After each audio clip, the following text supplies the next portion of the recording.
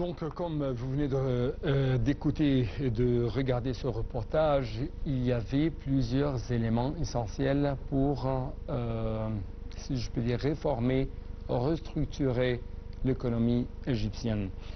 Quels sont ces éléments? L'impact de ces réformes économiques sur la performance de l'économie nationale, c'est ce qu'on va savoir ensemble à travers les explications de notre invité, Dr Heba Qaoud, notre experte dans le domaine économique.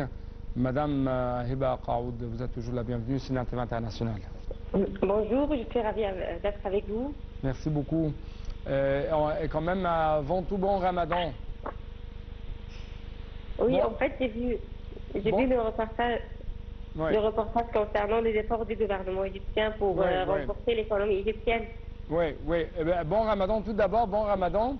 Et ma question porte sur quelles sont votre principales remarques concernant ces différents éléments qui ont été échangés, qui ont été réformés par le gouvernement égyptien afin de stimuler un peu plus l'économie égyptienne malgré les défis régionaux et internationaux? En fait, le gouvernement a fait plusieurs initiatives pour renforcer l'économie égyptienne. Et l'économie égyptienne a connu des défis importants ces dernières années, notamment en raison des crises mondiales, de l'inflation et des perturbations des chaînes d'approvisionnement. Cependant, le gouvernement égyptien a mis en place plusieurs réformes et initiatives pour stimuler la croissance, attirer les investissements et garantir une stabilité économique et politique. Pour stabiliser l'économie et encourager la croissance, le gouvernement a lancé un programme de réforme économique en collaboration avec les fonds monétaires internationaux. Parmi les principales mesures, la dévaluation de la livre égyptienne, la réduction des subventions sur l'énergie, l'amélioration du climat des affaires. Et aussi, le gouvernement a investi massivement dans des projets d'infrastructure pour stimuler la croissance et améliorer la compétitivité économique. Comme nous avons vu ensemble la construction de la nouvelle capitale administrative. Ce méga projet vise à moderniser l'administration publique et à attirer des investissements. On trouve aussi l'extension des réseaux routiers et ferroviaires et le développement du canal de Suez, bien sûr. Mais j'aimerais tout d'abord m'arrêter devant la relation entre la dévaluation de la livre égyptienne et l'encouragement des investissements étrangers vers l'Égypte. Oui, en fait, le fait de travailler sur la promotion de la production locale et des exportations, comme ça, avec la création des zones industrielles spécialisées, on va encourager les investisseurs étrangers de faire de projets d'investissement en Égypte. Ces zones offrent des incitations fiscales aux investisseurs et favorisent le développement du secteur manufacturier, notamment par exemple en Égypte, l'agroalimentaire et le textile. En plus, des campagnes ont été lancées pour promouvoir les produits locaux sur les marchés internationaux. Ça aussi, c'est important. Aussi, ce qui est très important, c'est la relance du secteur touristique. Le tourisme représente un pilier de l'économie égyptienne et a fait l'objet d'une attention particulière. La rénovation des sites archéologiques et musées, comme nous avons vu dans le reportage de grands musées égyptiens, on trouve l'amélioration aussi de la sécurité. Des mesures ont été prises pour rassurer les touristes et garantir leur sécurité. On trouve la promotion internationale des campagnes de marketing ont été lancées pour positionner l'Égypte comme une destination touristique de choix. Et comme aussi nous avons vu dans le reportage, le fait qu'on cherche à soutenir l'innovation et les startups, le gouvernement a également mis en place des stratégies pour encourager l'innovation et soutenir les entrepreneurs. Comme ça, on peut trouver des entrepreneurs non seulement égyptiens qui travaillent sur des projets, mais aussi plein des étrangers. Oui. Donc, d'après votre point de vue, la dévaluation de la livre égyptienne a dopé les exportations vers l'étranger, n'est-ce pas? Oui, Oui, et les statistiques ont révélé ça. et le gouvernement a déjà pris plusieurs mesures pour faire face à cette inflation. Je ne parle pas actuellement de l'inflation, je parle de la dévaluation, la chute de la livre égyptienne face au dollar. Comment ça a impacté positivement l'économie égyptienne dans le domaine des exportations vers l'étranger? En fait, le fait qu'on a comme une dévaluation des livres égyptiens, on trouve que ça c'est un défi majeur pour l'économie égyptienne car elle entraîne une augmentation des prix des importations, une inflation élevée et une pression sur le pouvoir d'achat des citoyens. Cependant, il existe des stratégies pour surmonter ces effets négatifs et stabiliser la monnaie. Par exemple, on trouve parmi les causes de la dévaluation de la livre égyptienne, le déséquilibre de la balance des paiements. L'Égypte importe plus qu'elle n'exporte, ce qui crée une demande élevée en devises étrangères et exerce une pression sur la livre égyptienne. Pour cela, on trouve maintenant des campagnes du gouvernement égyptien qui incitent et qui cherchent à promouvoir la production des produits locaux. En fait, on a quand même aussi comme un problème la dette extérieure qui était élevée. Le remboursement de la dette en devises étrangères réduit les réserves de change du pays et la dépendance aux importations. Pour cela, à mon avis, ce qui est très important maintenant, c'est de voir la liste des produits que l'Égypte importe.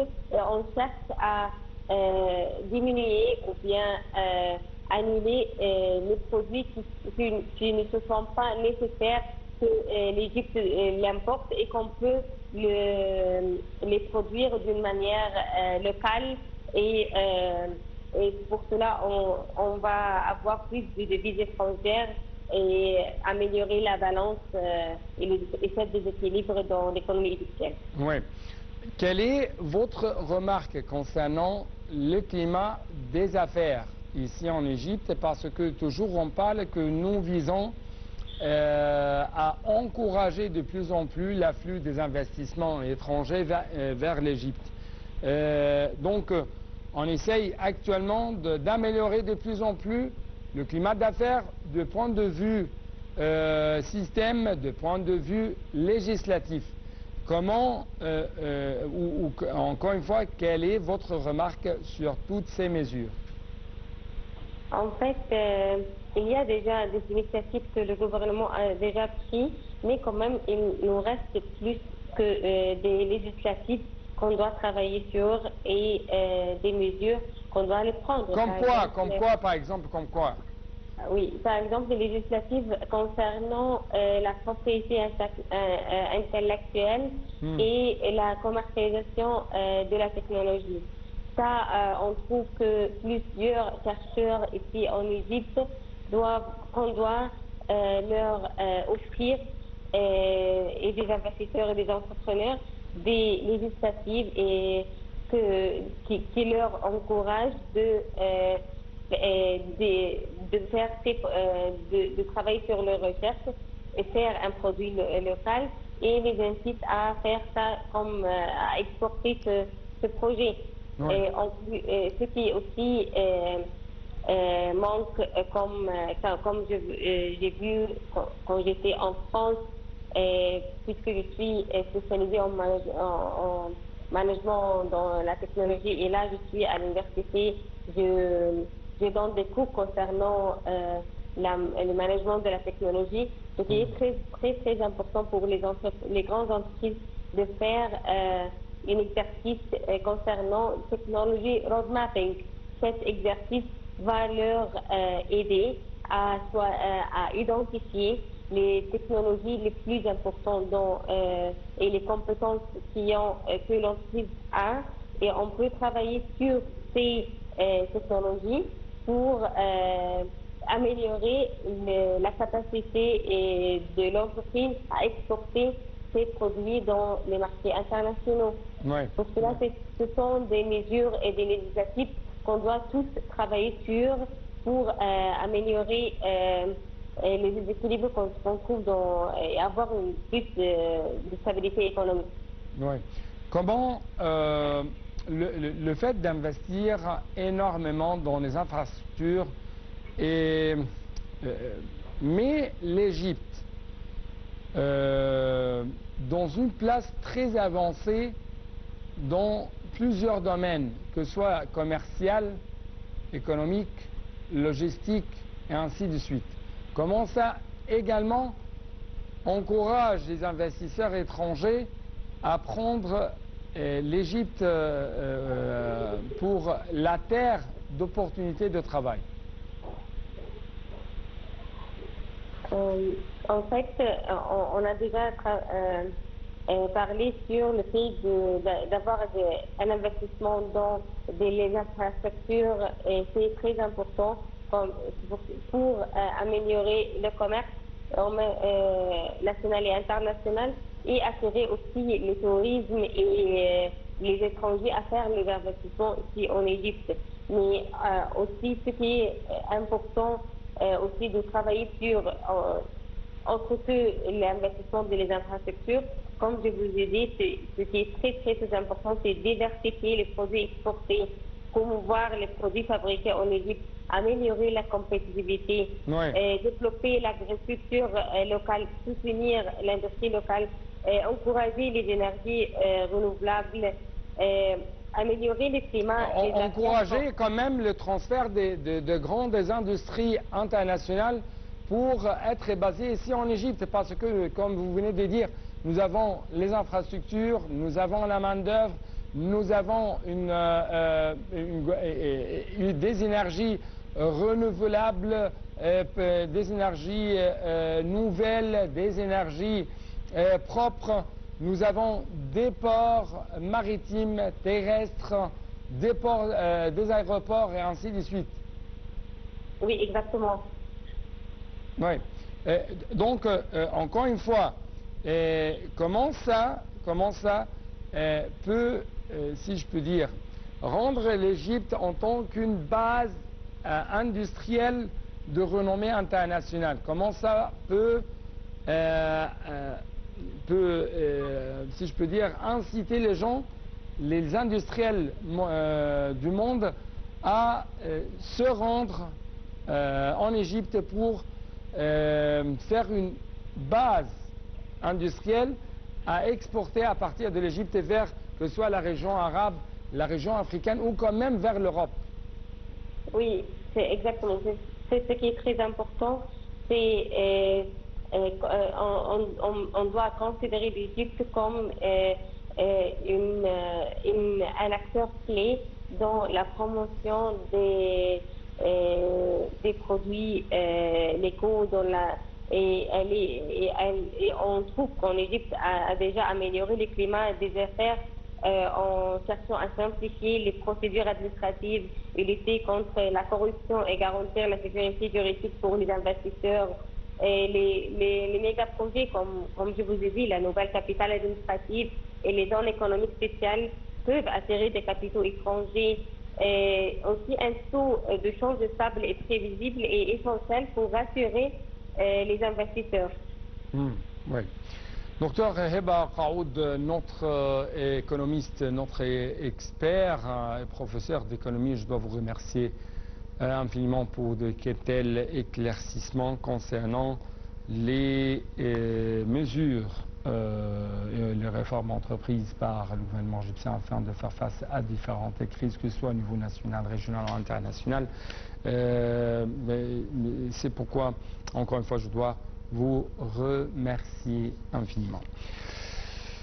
Sur le plan politique, sur le plan régional avec plus de précision, l'Égypte a condamné fermement les agressions, les frappes aériennes israéliennes menées sur la bande de Gaza.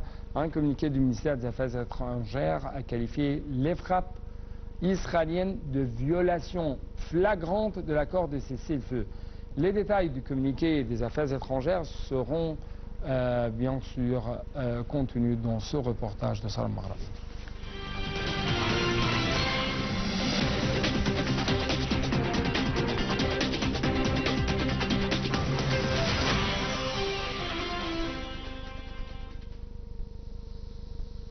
Un communiqué du ministère des Affaires étrangères a qualifié les frappes aériennes israéliennes menées dans la bande de Gaza de violation flagrante de l'accord de cessez-le-feu. Le communiqué a mis en garde contre une dangereuse escalade qui menace d'avoir de graves conséquences pour la stabilité de la région. L'Égypte a réitéré son rejet total de toutes les agressions israéliennes qui, selon elle, visent à raviver les tensions dans la région et à entraver les efforts déployés pour apaiser la situation et rétablir la stabilité. L'Égypte a appelé la communauté internationale à intervenir immédiatement pour mettre fin à cette escalade à Gaza et à empêcher ce cercle vicieux de violence et de contre-violence. Le ministère égyptien des Affaires étrangères a également exhorté toutes les parties concernées à faire preuve de retenue et à permettre aux médiateurs de poursuivre leurs efforts en vue d'établir un cessez-le-feu permanent. La première phase de l'accord de cessez-le-feu, entrée en vigueur le 19 janvier, avait pris fin le 1er mars après 42 jours. Depuis, Israël a entravé l'acheminement de l'aide humanitaire vers Gaza.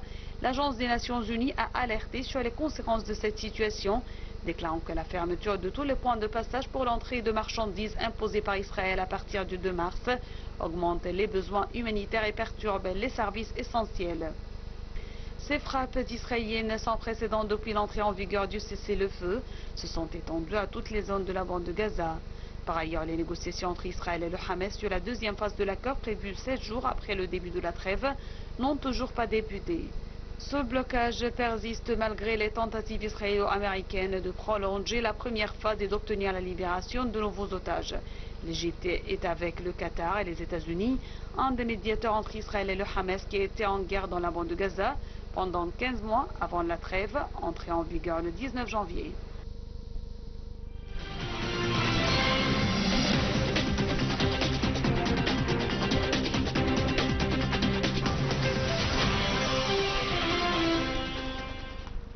Sur le terrain, la défense civile de la bande de Gaza a annoncé ce matin la mort de 13 personnes dans de nouvelles frappes israéliennes sur le territoire depuis minuit.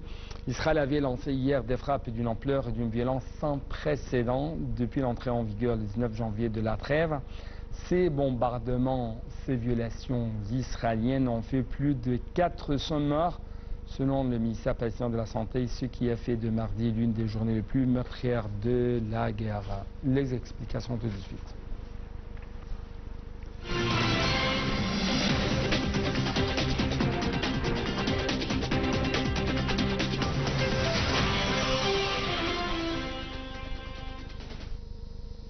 Israël a mené plusieurs frappes aériennes qui ont entraîné la mort de 13 personnes et fait des dizaines de blessés, y compris des femmes et des enfants à Khan Younis et Gazaville. C'est ce qu'a déclaré le porte-parole de ce service de premier secours.